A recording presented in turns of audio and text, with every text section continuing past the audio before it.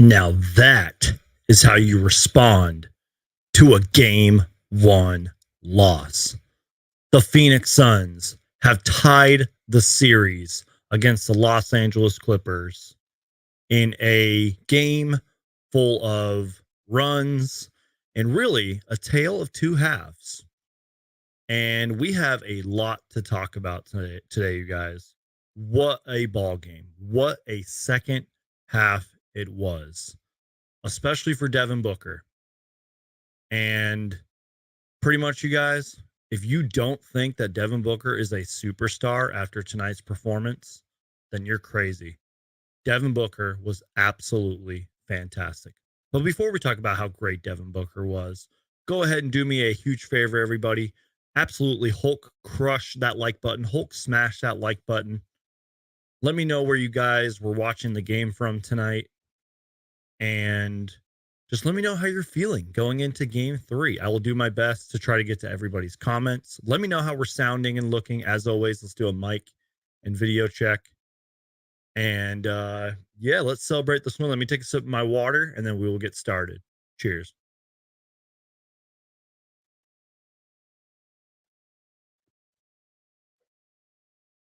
So the Phoenix Suns get the game 2 win, 123-109, in a game at which one point pretty much the Clippers waved the white flag and the Suns started benching their guys and the game was over. This was an incredible game. And you know what, you guys? I think I learned a lesson today. I think I learned to stay off of Suns Twitter during the games, I should say. Because Suns Twitter was an absolute chaotic wreck during the first half. But I kept looking at the score and I was like, we're only down by like 10. And we actually won the second quarter, especially during those final 4 minutes, which we're going to talk about later. And I even tweeted out, I was like, 5-point game. Then a couple minutes later, I was like, tie game. Like, I don't know what Suns Twitter was freaking out about. Now, don't get me wrong. Could the first half have been better? Absolutely. Could it have been worse? Absolutely. Suns Twitter was in a complete meltdown. And, you know, some of those comments were fair because, again, I said that this was a tale of two halves, and it really was. And again, the Suns could have been a lot better. They should have been a lot better, especially in that first quarter, which was sort of reminiscent to the first quarter of last game. But I thought that the Suns just played so much better in the first half compared to game one's first half. Let me start with the first quarter, and then we'll dive into the numbers. We'll do what we normally do and everything. So let's start with the first quarter, especially the first Kevin Durant bucket, which was like immediately off the jump. And then they were double teaming a little bit throughout this game, and especially in the first quarter, they were double teaming Kawhi Leonard. I think it was Torrey Craig double teaming Kawhi Leonard and everything. The first foul came at the 10:41 mark, which I'll just get it out of the way. I was not too worried about Scott Foster in this game. I don't know. Maybe I'm tripping. Maybe I'm crazy. Don't get me wrong. There were some pretty bad calls, especially in the first half. That's why I referenced the first foul, which was on Devin Booker, by the way. And I think KD got a few bad whistles in this game, but I was not too concerned about Scott Foster. Suns opened up the game 5-2, I believe. I think Torrey Craig hit like a corner three, which we're going to talk about Torrey Craig later because holy crap, he was great again. Clippers going on an 8-0 run within like 2 minutes. Eric Gordon had 2 back-to-back threes, which he later did not do too much of that. They were trading baskets early. The Suns did struggle with turnovers, especially in the first quarter. I believe they had 4 turnovers by the 7-minute mark. So then let's fast forward. Suns lost the first quarter, which I want to make sure I'm getting this right. They only lost it by 5 points, 29-24. So I wasn't too panicked at that point. And again, there were some rough moments in the second quarter. There were some up and downs. And then all of a sudden, the Suns scored on 8 straight possessions. And I want to say it was like late in the second quarter. Booker ties the game with that buzzer beating 3, you know, that end of the second half 3. They trailed as many by 13. They ended the half on an 18-8 run after being down 10 with 4:27 left in the first half. The Suns scored 23 points in their final 12 possessions of the second quarter. Devin Booker and Kevin Durant scored or assisted on 21 of those points. The end of the second quarter was just incredible. And it was on the defensive end as well. The Suns just locked in. The first quarter, the Clippers were the aggressors, especially on defense. They were setting the pace. The end of the second quarter, and definitely in that third quarter, the Suns flipped the script. They were the aggressors. They were locking down on defense. They were killing the Clippers in the mid-range, especially Devin Booker. And speaking of Devin Booker, let's play his drop and talk about Devin Armani Booker. Devin Armani Booker.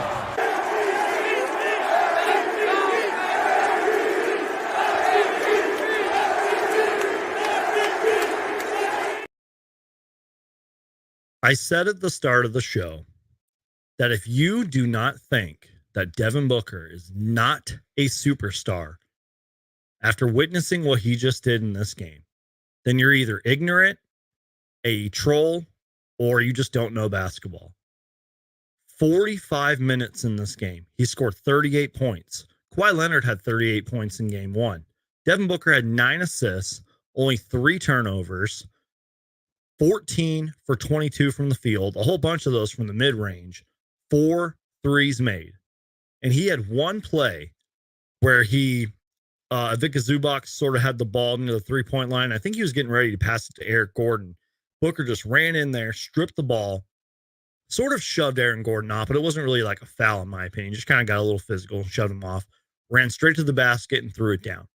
Prior to that, I think he hit a couple mid-range shots. I even tweeted out, I was like, Devin Booker is pissed. Like, he just had that look on his face, like, we are not going to lose this game. The way that Devin Booker just kept attacking and just getting to those mid-ranges, he could not be stopped.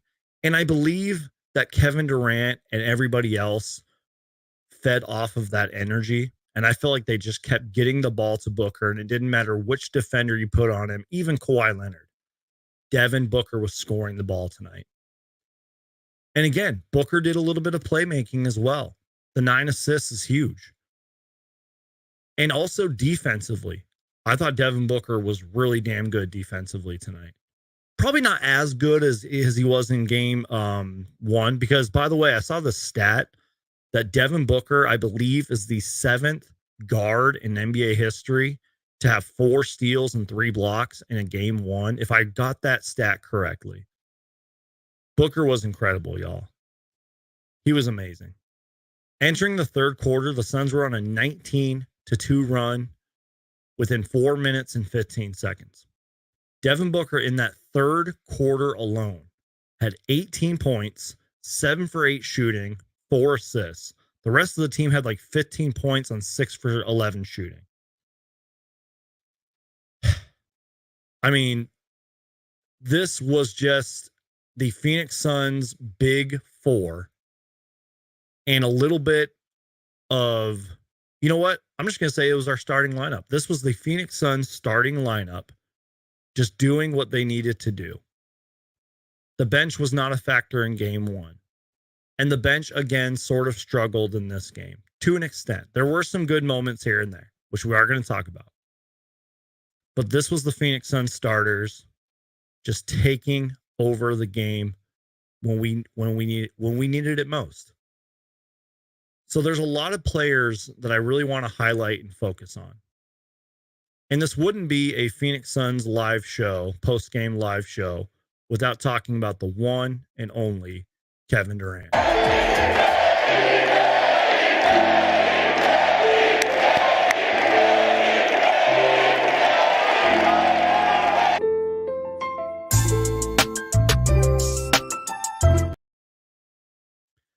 Kevin Durant finishes the game 10 for 19 shooting, played 44 minutes, 25 points, 6 rebounds, 5 assists, 2 blocks, a steal.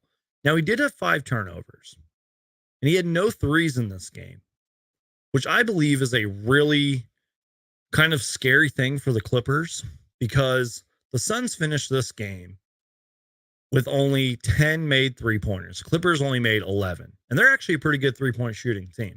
Kevin Durant finished this game with no threes. Think about when Kevin Durant starts making some threes. Booker had 4 threes tonight. Torrey Craig had 5, which, don't worry, we're going to talk about Torrey Craig because he was excellent again tonight. Again, you guys, how many times have I said on this channel, when the Suns start hitting threes, they're going to be extremely tough to beat. Kevin Durant's playmaking tonight, I thought, was amazing. There was one play that I remember really well, and I think this was kind of in the fourth quarter. I think KD was in the mid-range, and he kind of just dished it off to Josh Okogie, caught it, and just laid it up and in. There was just a lot of playmaking moments out there where KD was fantastic. Now, I did hear them say in the broadcast that I think KD made a field goal late in the fourth quarter, and he'd went maybe like 6 or more minutes without making a field goal. Somebody correct me in the comments if I'm wrong about that. But Kevin Durant finished this game with 25 points, 6 rebounds and 5 assists, and 10 for 19 shooting. And he was well guarded throughout a lot of the game. I mean, Russell Westbrook did a great job on him for the most part. Kawhi was on him a little bit. But we still got a good performance from one of the greatest ever. And it was kind of great watching this game because for a little bit of this game, we saw 2 of the greatest ever, Kawhi Leonard and KD, just going back and forth. I love that. That was like great basketball. Not to mention how incredible Devin Booker was tonight. This was just great, fun basketball. This was just so much better. And such I can't even put it into words. This was a playoff game. It feels like the Phoenix Suns playoffs really began tonight because we blew it in game 1. We absolutely dropped the ball from top to bottom, from Monty Williams to everybody on our roster. We dropped the ball in game 1. In game 2, especially in the second half, especially in the last 4 or 5 minutes of the second quarter, we rose to the occasion. We stepped up. And it was incredible, you guys. So let's keep going down the list because there's a lot more players that I want to talk about. And you know what? I might have an unpopular opinion here when we get to this next player I want to talk about. And yeah, let me just play his drop and then we'll talk about it. The Phoenix Suns select Deandre Ayton.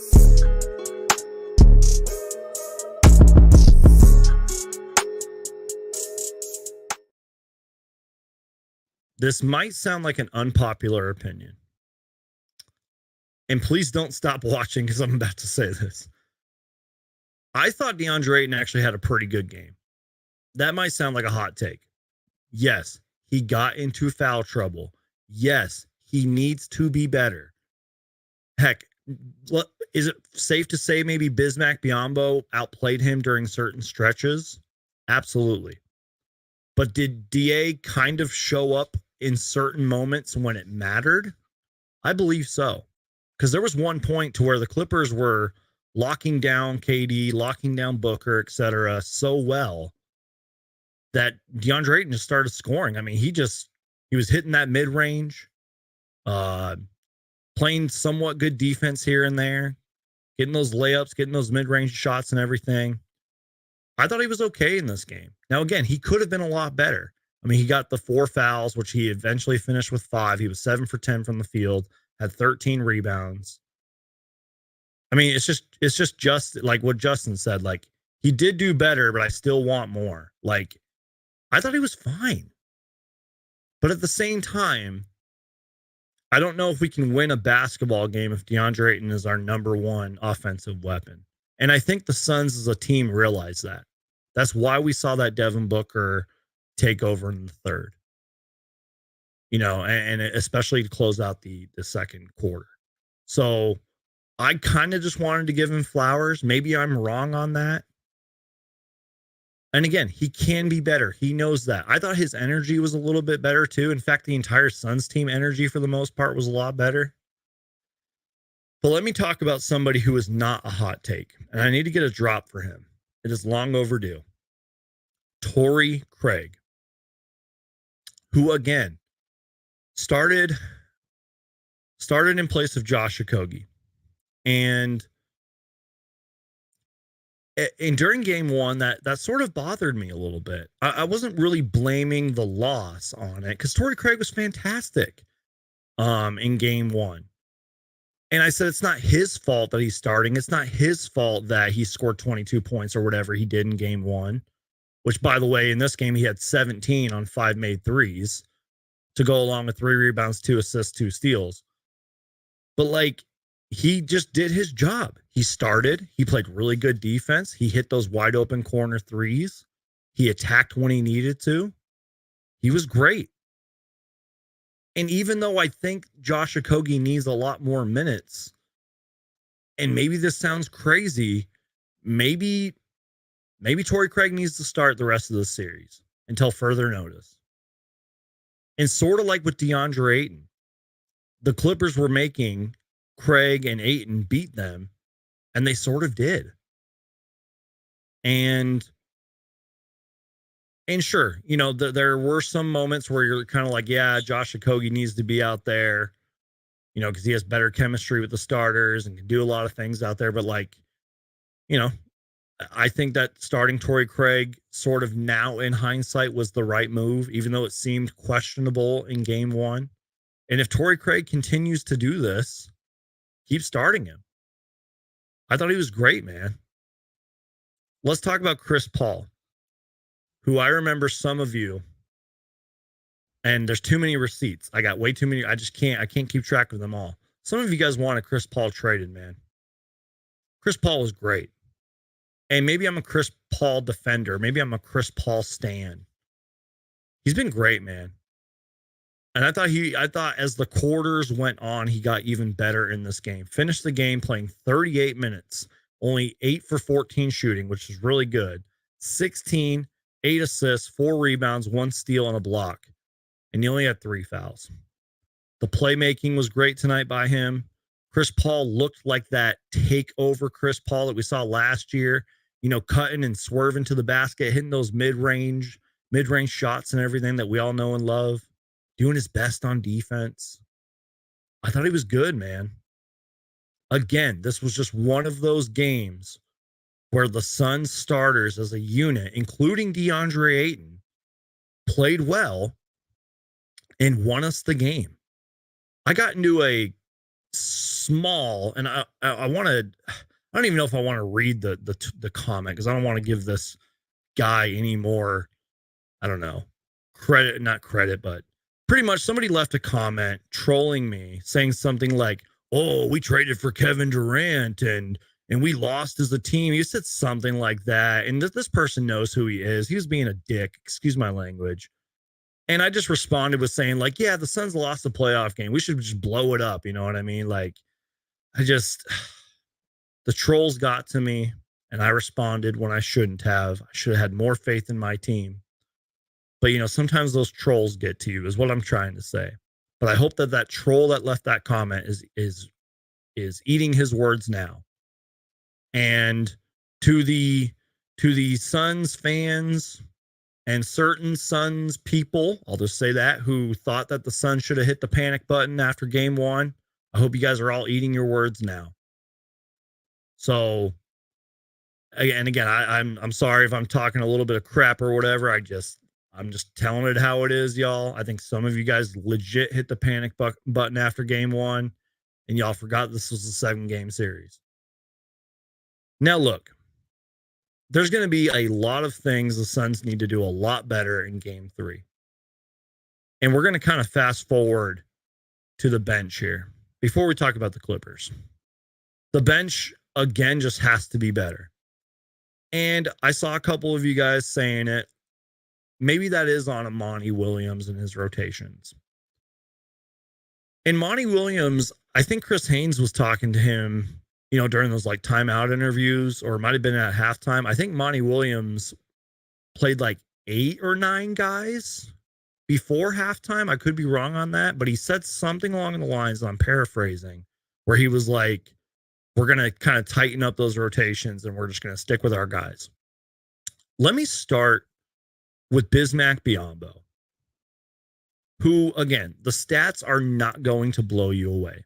But if you really watched him out there, he played 15 minutes. He had 6 points, 3 swats. Take notes, Deandre Ayton. 3 blocks, 5 rebounds, 2 assists. Busy was great, man. And I think one of those blocks was on Russell Westbrook, by the way. There were times even when he would get switched on like a guard or even Kawhi Leonard, and I thought that he stayed well with those guys, stayed on his feet, contested shots, blocked shots, as I mentioned. He just did it all out there. There was, I mean, this might sound crazy, but there was even one point to where I questioned myself and said, is Deandre Ayton even going to come back into the game? Busy was great. And as my guy Logan says right here, the switch to an 8-man rotation was fantastic, not counting Warren or Lee since they only got 2 minutes in the first half. Like, I think Monty needs to figure out that 8-man rotation, maybe 9 guys, and just stick to that. Stick to that, unless we're blowing them out by 20 or 30.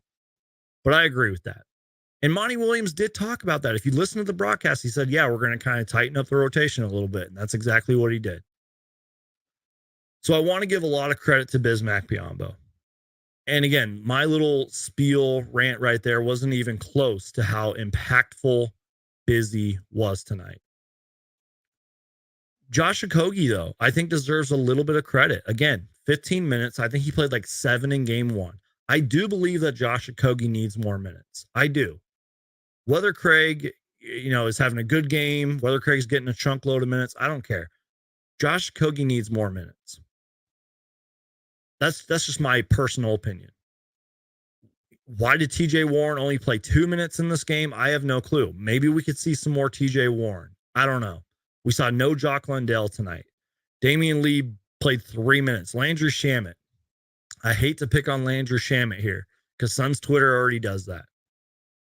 Either he's got to start hitting some shots or you got to just give all of his minutes to Josh Okogie and Busy and heck, maybe TJ Warren, like I mentioned. Again, I just think Monty has to figure out this 8-9-man rotation and boom, go forward with it.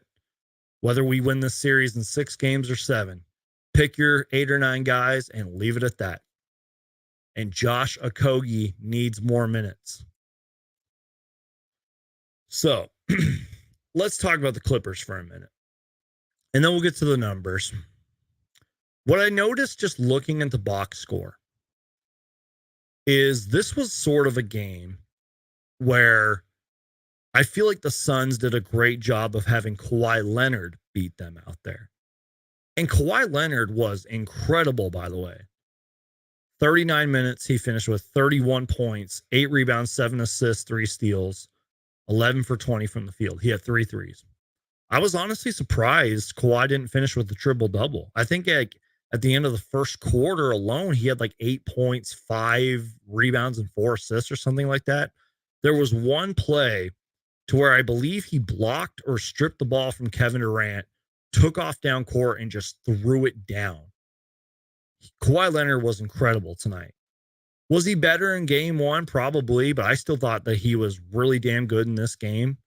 Definitely killed us in the first half. And as Christopher says, Leonard hit a ton of tough shots. Exactly. Like the amount of shot making and the way that he was hitting them was incredible tonight. Even when KD was on him, he was great tonight.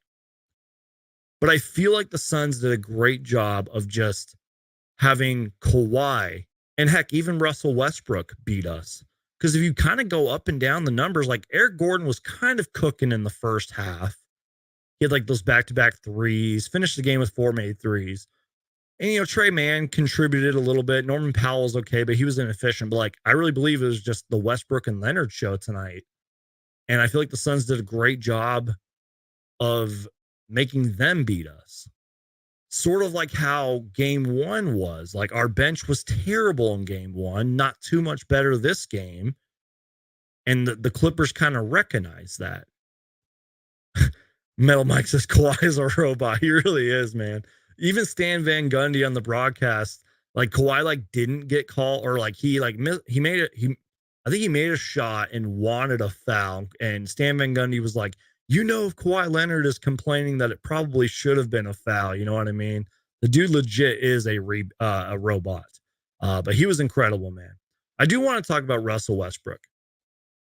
Now, I don't really recall too much of what he did in the second half, but I feel like during this game, he played with a lot of passion and energy, and definitely did a really good job, and throughout most of the game, playing great defense on KD.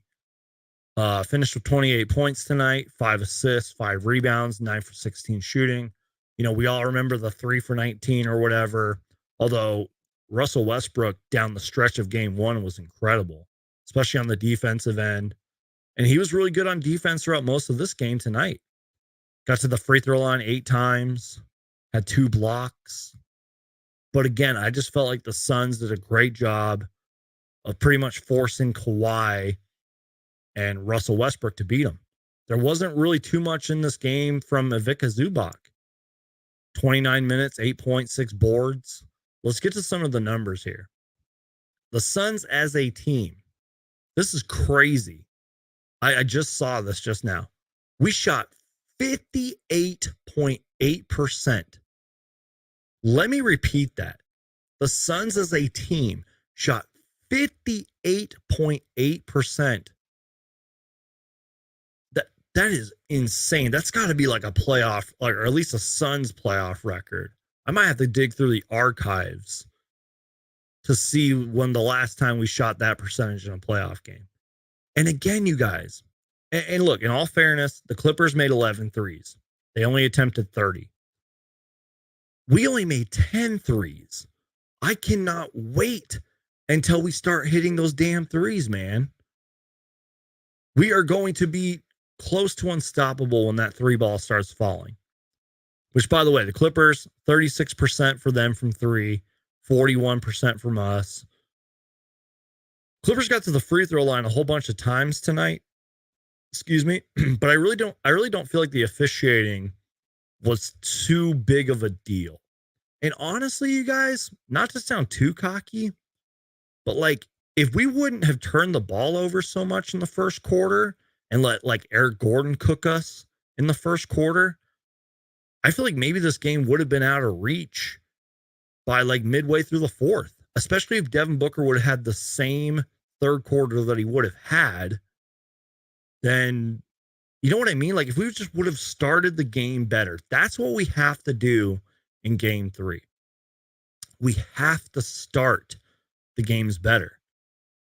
And I'm not just talking about having KD and Booker go off and all that. We need to have better energy, better pace, be the aggressors in the first half, and just continue that all game. And as some people are saying, like my guy Coda Kid, like Suns need to stop fouling. Which, by the way, I want to actually double check how many fouls they had tonight. Yeah, we had 22 fouls. The Clippers had 20, but I just want to make sure I'm getting this right.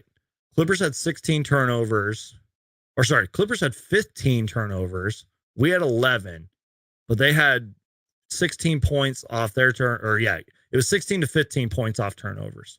I just wanted to make sure I was getting that correct. But especially in that first half, we definitely struggled taking care of the ball.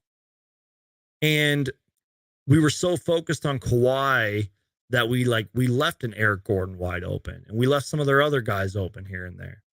But once this team starts clicking from the jump and the pace is there and the offense and the defense is there and we're running, we're being the aggressors and we're actually hitting threes. Maybe our bench guys are hitting shots.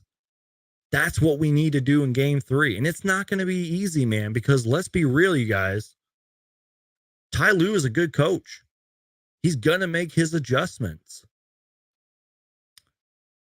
And we've all seen how great Kawhi has been in these first 2 games and how great Russell Westbrook has been. They're going to make their adjustments. Maybe Norman Powell shoots better next game. Maybe Eric Gordon does as well. Maybe we get a better game from Ivica Zubac. Like, they're going to make their adjustments. The Suns have to be ready. They cannot get punched in the mouth early on. they have to just from the jump be the aggressors, set the tone on offense and defense, and just attack, man, and start making some threes, man. Like people are saying in the comments, more like keep shooting that damn three. Even if it's a terrible percentage at the end of the game, start launching those threes, unless it starts hurting us, obviously. I mean, if you're not making them, don't take them, but you know what I mean. I just think we have to set the tone early. We have to have a better first quarter. Heck, we have to win the first quarter in game 3. And I remember saying to myself, I was like, we have to win the third quarter of this game. And we absolutely did. Which, by the way, if you guys are curious, second quarter, Suns had 35 points. Clippers had 30. Third quarter, we had 33 points. They had 28. And then we had 31 points in the fourth, and they only had 22. So let me just go over a couple more numbers. Just make sure I'm not missing anything here. We won the rebounding battle by 3, 35-32. They had 12 offensive rebounds. We had 7. I will say this, though. I want to believe they had 8 first half offensive rebounds, and they were definitely killing us with the second chance points. But I feel like we did a little bit better of containing that in a way in the second half. They still killed us with like second chance points and all that, but I feel like we did a lot better in the second half of that. We had 30 assists in this game. They only had 17. We had 6 blocks. They had 12 fast break points. We had 8. And then they won the points in the paint battle 44-38. So I just wanted to go over those numbers, y'all. So again, game 3 is going to be tough. They're going to make their adjustments. We all know that. But you know what? We have to be ready. The bench has to be ready. Monty Williams has to figure out what this rotation is going to be and stick to it. So honestly, you guys, I think that's it. I do just want to kind of talk about a couple, just one more thing before I get out of here. So in game 1, there was a certain infamous Suns fan. You guys probably know what I'm talking about. You guys probably saw the videos. And I say videos because I made 2 of them. There was a certain infamous Suns fan who in game 1, Russell Westbrook decided to take this shortcut hallway thing that the Suns have. And I guess this certain Suns fan said something to Russell Westbrook. I think he said Russell Westbrook. And Westbrook responded. The guy was drinking, apparently. And then I guess this morning, the Suns fans, we'll just call him the Suns money guy. The Suns money guy, go to kids that don't go in on, dude. I just have to talk about it, okay? It's my job to talk about it. So the Suns money guy's daughter went on TikTok and made a video. And I want to actually read you the quote that she put on her video that went viral, and it's still going viral. And yeah, I'm not necessarily helping it not go viral, but she said on her TikTok, when your dad is more famous than you because he got into it with Russell Westbrook and he's already the Suns money man, so you're hating it right now. I'm not even joking. Look at the screen right now. She posted that. That's real. So she made that video. So it goes viral, right? And, I am a Suns content creator. I decided to make a video. I was kind of playing messenger, if you will. And I had a certain message in this video that one particular Twitter person did not like very much. He's like, oh, you're editing this video and trying to spread your message. And in all fairness, the guy did say, like, I'm not agreeing with them, but he's like, you're trying to promote your message. And I'm like, I'm trying to promote my message of positivity on a very toxic and negative app, which is Twitter and TikTok and social media.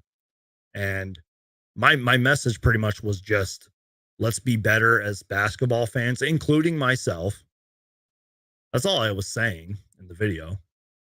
So, and it got a lot of mixed reviews. There was a lot of people that liked the video. There were some people defending the Suns money guy. There were some people defending the girl of all people, who pretty much, I think she was jumping on the no such thing as bad publicity thing, which I guess I understand. And I get it. She's defending her dad. I get it. But like, it would have just been different if he would have made the video, maybe explaining his side of the story. I probably wouldn't have made a video if he did that. Like, I don't care, like, whatever. Like, but I guess what I'm trying to say is we need to be better as basketball fans. And look, I don't know the Suns money counting guy. I don't know his daughter. They need to be better. Like, we as fans need to be better. We saw the whole Draymond Green thing just recently with him stepping on Sabonis and then him like screaming at those Kings fans, like literally screaming at them. We've seen the Trae Young New York Knicks stuff. I could go on all day. Remember the LeBron and the Pacers fan thing? So I don't know. We as a society need to be better, especially on social media, man. And like, to be honest, after that video that I saw of her, I was kind of embarrassed to be a Suns fan. Like, am I making sense, you guys? I don't mean to preach to you. You guys aren't here for that. You're not here for me to preach to you guys. I tell it how it is. And again, like I'm a Suns content creator. I do this stuff because I love the Suns. I love making Suns videos. But that was a video I felt like I needed to make, whether it got good responses or bad. And I do appreciate everybody that supported that video, even if you just clicked like on it. So I don't know. Real quick, I just wanted to go on that rant. You know, it's what's done is done. I wonder if the Suns money counting guy was at the game today. Let me know if anybody saw him, if he was there. I doubt he was. But I just want to read a stat. And I know some of you guys don't like this person, but shout out to John Gambo. Interesting nugget here. Devin Booker's 4 3-pointers tonight were the most he's had. Sorry. Let me, I can't read. You guys know that. I can't read. Devin Booker's 4 3-pointers tonight were the most he's had hit in a game since March 8th, when he had 6 against OKC. He'd gone 15 consecutive games without making 4 3-pointers. You guys, I'm sounding repetitive. What have I been saying? The Suns are going to be a dangerous team when we start hitting threes. Then the Suns Twitter account also tweeted out Booker's 14th 30-plus point game in the playoffs. Just making sure I'm not missing anything here. Kevin Durant on the Clippers defense. Very aggressive. They switched up their defense on like every possession. Devin Booker's a superstar, man. The Suns team is going to be unstoppable when those threes start falling. You know what? Somebody I haven't really talked about much tonight because he hasn't really played that much. Maybe a Terrence Ross needs to start seeing more minutes, man. I don't know. Official source choice says, I swear the Suns money guy is a Scott Foster paid informant. Scott Foster, didn't matter. Yeah, like even throughout the first half, like even though there were some bad calls, I was like, Scott Foster's not really like an impact here. Like I'm not trying to jinx it or anything, but I don't know. Harlan Vega says, that's what's up. I'm up against tonight. God bless the Suns fans in Arizona. Exactly. Real quick, I will just say this. Final thing I'm going to say on this Russell Westbrook thing. Even though the guy was drunk, and I don't know what he said to the guy, Russell Westbrook could have kept walking. Just saying. Not defending the Suns money counting guy, but Westbrook could have kept walking. Anyways, I'm done talking about that. Whatever, it's over. Christopher Garcia says, this is a step down from the Suns and 4 beat down. That's hilarious. All right, y'all. go ahead and get your guys' final questions or comments in. I know it's sort of a shorter show, but I've pretty much have talked about everything I wanted to talk about. So get your final questions, comments in. I do want to read a nice comment here from Anthony who says, Suns Geek, thanks for always keeping it real. Suns haters will always hate, but we need to be better fans of the game. Nothing but love, Suns Geek. This comment right here, beautiful. I have to read it again. Suns Geek, thanks for always keeping it real. Suns haters will always hate, but we need to be better fans of the game. Nothing but love, Suns Geek. Thank you, Anthony. I appreciate that, man. I really do. I appreciate that. Marv Ellis says Kings could go up 3-0 with no Draymond now. That would be amazing. Kings are a really great team. And even though the Warriors have championship experience, sorry, my dog's scratching at my door. Even though the Warriors got tons of championship experience, the Kings pretty much have punched them in the mouth the first two games. So, all right, y'all. I hate to end this so short, but I am going to get out of here. I've pretty much said everything I've wanted to say. And I'm going to get a little bit more real with you guys before I end the show. This is me being 110% transparent, being real with you guys. I'm just going to keep it short too, because I don't want to like expose myself too much, but I'm just going to be real with you guys. I think unless it's like a very special show or a very special game, I think I'm not going to drink a certain substance while I'm doing these live shows anymore. You guys know what I'm talking about? If you guys have been with me for a long time, you probably know what I'm talking about. That's all I'm going to say. I want you guys to hold me to that too. Don't get me wrong. I might have a certain, I'm just going to say the word beer. I'm going to have a drink on certain shows.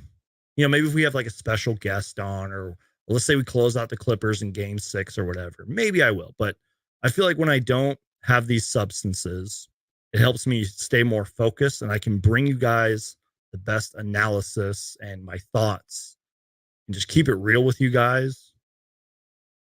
I just wanted to get that off of my chest. So thank you guys for allowing me to do that and to create the Suns content for you. Thank you guys for allowing me to, you know, as silly as it sounds, make videos like on the Suns Money Guy. Like, you guys allow me to do that. And it's all because you guys keep watching. Yes, there is a ton of great Suns content out there. I watch other Suns shows. I listen to other Suns podcasts. But you guys keep watching me. You guys have seen me at my worst. You guys have seen me at my best. And I just wanted to say thank you guys. Like, I love you guys, like real talk. I really do. Like, this channel is nothing without you guys. Thank you, Manuel. I appreciate you. Thank you, Metal Mike.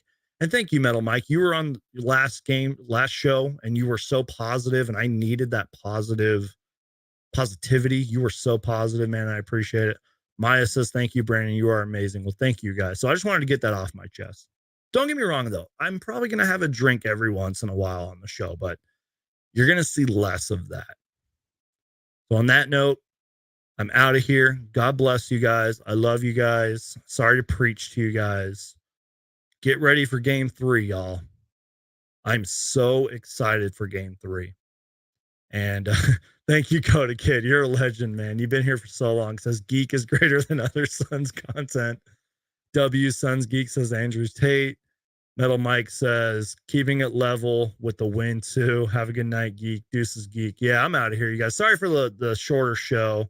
I said what I wanted to say, and you know, that's a knockout statement. Suns Geek says Harlem Vega. Cheers, Suns Geek. Well, cheers to you guys. Final comments here. Thank you for all you do, Suns Geek. Appreciate your content every week. Thanks, man. I appreciate that. Great show. Y'all have a great night. All good, and go D-backs. Much love, Suns Geek. Thanks, man. All right, you guys. For real this time, I'm out of here. Stay safe out there. Be nice to people, man. Be patient with people. Spread love and kindness and positivity. I'm out of here, you guys. God bless you. Peace out. And as always, win or lose, go Suns.